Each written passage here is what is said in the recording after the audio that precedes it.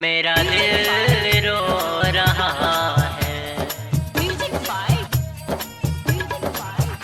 मेरा दिल रो रहा है। जानू जा रही है। मेरा दिल रो रहा है। Shivangi recording studio Rajgir. मेरा दिल रो रहा है। कहीं हो न जाए जुदा जो तू हमसे, निगाहें न करना मुझे छोड़ किसी और से, मोहब्बत किसी से। मेरी जानू जा रही है। मेरा दिल रो रहा है।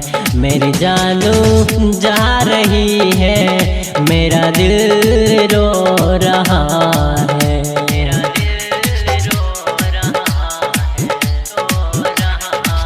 कहीं हो न जाए जुदा जो तू हमसे, निगाहें न करना मुझे छोड़ किसी और से, मोहब्बत किसी से।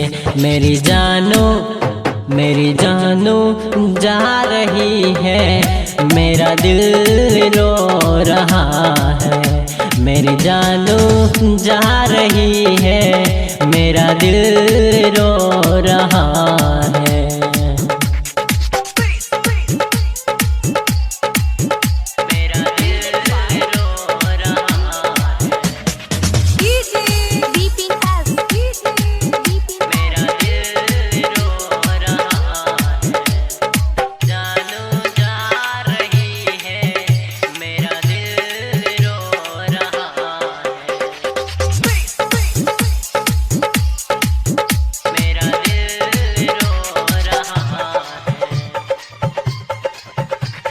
हमको क्यों तुम तड़पाती हो, हमको क्यों तुम रुलाती हो। मर जाऊंगा तेरे लिए कहता हूँ जो मैं तुमसे। हमको क्यों तुम तड़पाती हो, हमको क्यों तुम रुलाती हो। मर जाऊंगा तेरे लिए कहता हूँ जो मैं तुमसे। मेरी जानू जा रही है। मेरा दिल रो रहा है। मेरी जानू जा रही है। मेरा दिल रो रहा है। मेरा दिल रो रहा है। मेरा दिल रो रहा है। जानू जा रही है। मेरा दिल रो रहा है। मेरा दिल रो रहा है। मेरा दिल रो रहा है। जानू जा रही है। मेरा दिल रो रहा है।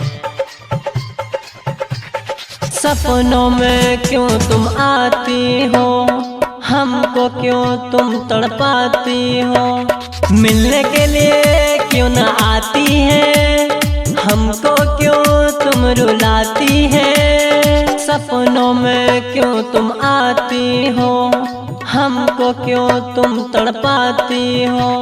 मिलने के लिए क्यों न आती है, हमको क्यों तुम रुलाती है।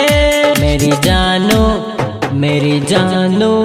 जा रही है। मेरा दिल रो रहा है। मेरी जानू जा रही है।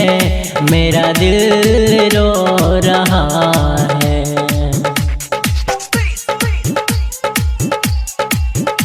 मेरा दिल रो रहा है। मेरा दिल रो रहा है। जानू जा रही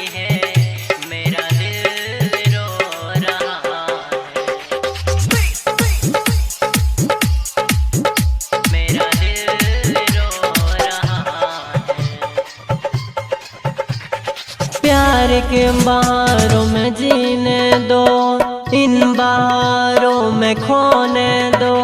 मिलने के लिए क्यों न आती हो, मानिस को क्यों तुम रुलाती हो। प्यार के बहारों में जीने दो, इन बहारों में खोने दो।